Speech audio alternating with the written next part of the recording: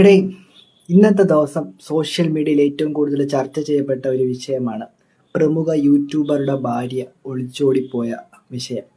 രാവിലെ മൊബൈൽ എടുത്തപ്പം തന്നെ ഫേസ്ബുക്കിലായിരുന്നാലും ഇൻസ്റ്റാഗ്രാമിലായിരുന്നാലും ഇതിനെപ്പറ്റിയുള്ള വാർത്തകളും കമൻസുകളുമാണ്. അപ്പം നമ്മൾ ഈ വാർത്തകളൊക്കെ വായിക്കുമ്പം ഇത് അഫക്റ്റ് ചെയ്ത ആൾക്കാരുടെ മനോനില നമ്മളൊന്ന് പരിശോധിക്കുന്നത് നല്ലതായിരിക്കും.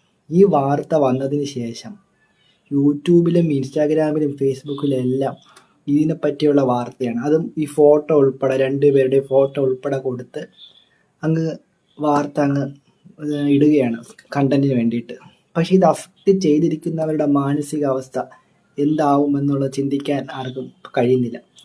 നമ്മളൊന്ന് ആലോചിച്ച് നോക്കുക, ഇപ്പം ആ പയ്യൻ്റെ ആ ഒരു അവസ്ഥ എന്തായിരിക്കും?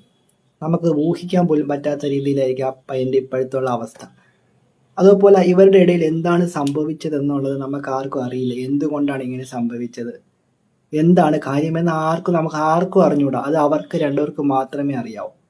പക്ഷേ നമ്മൾ ഈ സോഷ്യൽ മീഡിയയിൽ ഇത് ഇവരുടെ ഫോട്ടോസും ഫേസൊക്കെ എടുത്ത് വച്ച് നമ്മൾ തന്നെ ജഡ്ജ് ചെയ്യണം, ഇതാണ് കാരണം, ഇതായിരിക്കും കാരണം എന്നുള്ളത്.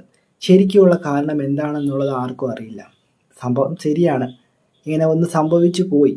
അത് ആരുടെ ഭാഗത്താണ് തെറ്റ് എന്നൊക്കെ അവരുടെ ഫാമിലിയും അവരുടെ ആൾക്കാരും തമ്മിൽ ചർച്ച ചെയ്യേണ്ട വിഷയം സോഷ്യൽ മീഡിയയിൽ കൊണ്ടുവന്ന് പൊതുസമൂഹത്തിൽ അവതരിപ്പിച്ച് ഒരു ബന്ധവുമില്ലാത്ത ആൾക്കാർ അഭിപ്രായം പറയുന്നു. ഇത് ഒരു പേഴ്സണൽ ലൈഫിൽ അഫക്റ്റ് ചെയ്ത ഒരു പേഴ്സണൽ കാര്യമാണ്.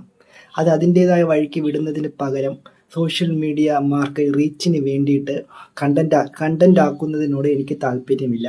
അതുകൊണ്ടാണ് ഞാൻ അതിനെപ്പറ്റി കണ്ടന്റ് ഒന്നും ഇടാത്തത്.